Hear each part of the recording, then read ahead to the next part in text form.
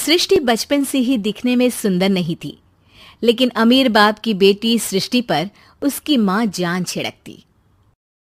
मेरी बेटी कितनी प्यारी है, भगवान सबको सृष्टि जैसी बेटी दे।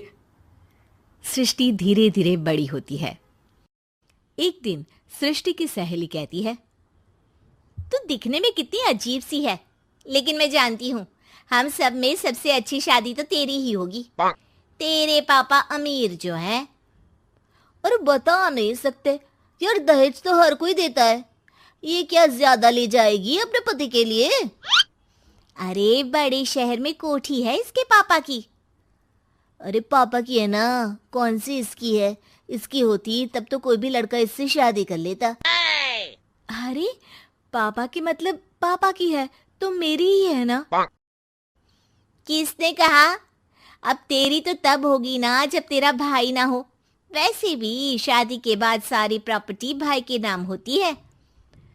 सृष्टि समझ जाती है कि उसे किसी भी हालत में माँ बाप की सारी प्रॉपर्टी को अपने नाम करना है, लेकिन कैसे? एक दिन सृष्टि का भाई शीनू कहता है, बहन क्या कर रही है? तुझसे एक बात करनी है। अरे हाँ हाँ करना, मैं तो तेरी बहन हूँ। बहन मेरी लाइफ में ना एक लड़की है, बहुत अच्छी है। मैं सोच रहा हूँ माँ और पापा से बात करूँ शादी के लिए। सृष्टि को समझ में आ जाता है कि भाई की शादी होते ही भाभी उसे एक दिन भी घर में बर्दाश्त नहीं करेगी। क्या बात है भाई, बताना कौन है वो? यार वो बहुत अच्छी लड़की है, पढ़ी लिखी है, मेरे साथ जॉब भी करती है। बस एक प्रॉब्लम है। प्रॉब्लम? क्या प्रॉब्लम है भाई? यार वो शादीशुदा है, लेकिन उसके पति ने उसे सिर्फ इसलिए छोड़ दिया क्योंकि उसके माँ बाप दहेज नहीं दे पाए। सृष्टि ये सुनकर न जाने क्यों खुश हो जाती है। अरे भाई तो क्या हुआ, लड़की तुझे तो पसंद है ना? शीनू को लगता है कि बहन उसे समझ रही है।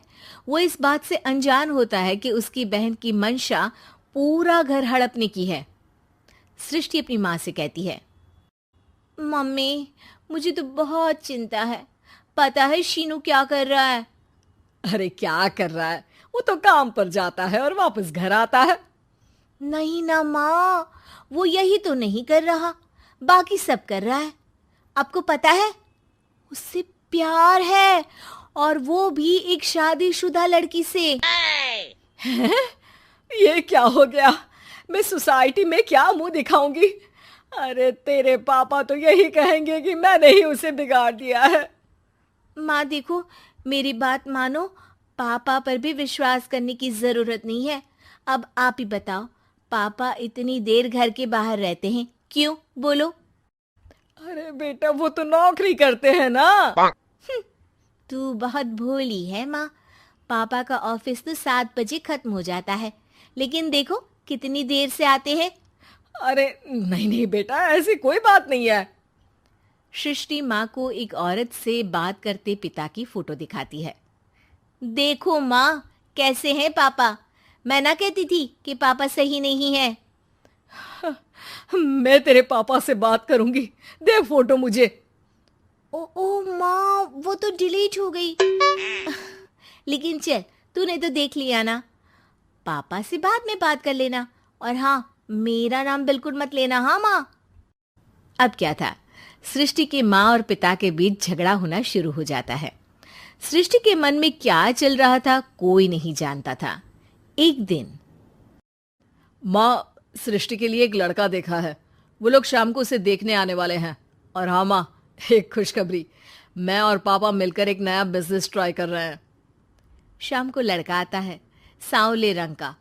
सृष्टि को तो बिल्कुल भी पसंद नहीं आता।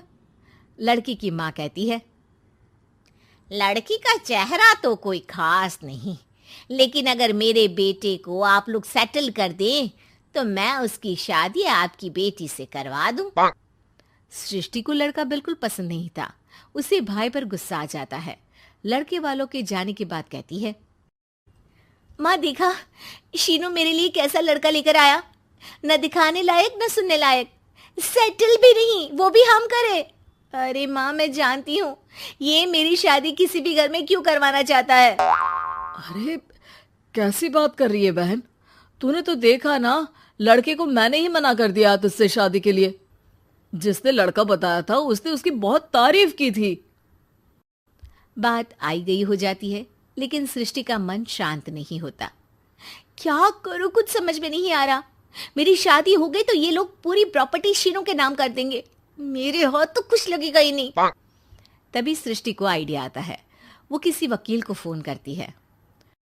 जी देखिए, अगर आपके मम्मी पापा का तलाक हो जाता है तो आपके पिता की आधी प्रॉपर्टी आपकी माँ के नाम हो जाएगी, फिर उसे वो किसी को भी दे सकती है। सृष्टि अब माँ को बेटे के खिलाफ भरती है। माँ, शीनू पर नजर रखा करो, वो जिस लड़की के प्यार में है ना वो शादीशुदा है। यहाँ आएगी, सारा पैसा रुपया जमीन जायदाद सब हड़प लेगी। पापा का भी हाल तुमसे छुपा नहीं है। ऐसा ना हो कि मैं और आप एक दिन सड़क पर भीख मांगे। हे भगवान, मैं तो जीते जी मर जाऊंगी अगर ऐसा हो गया तो। ऐसा हो गया नहीं माँ, ऐसा ही होगा। अभी समय है, आगे का सोच लो। मैं तो कहती हूँ पापा से आधी प्रॉपर्टी लेकर अलग हो जाओ। पापा की आधी प्रॉपर्टी भी हम लोगों को अगर मिल जाती है ना तो अगले 7 जन्म सफल समझो। बेचारी माँ बेटी के कहने पर पति से तलाक लेकर अलग हो जाती है।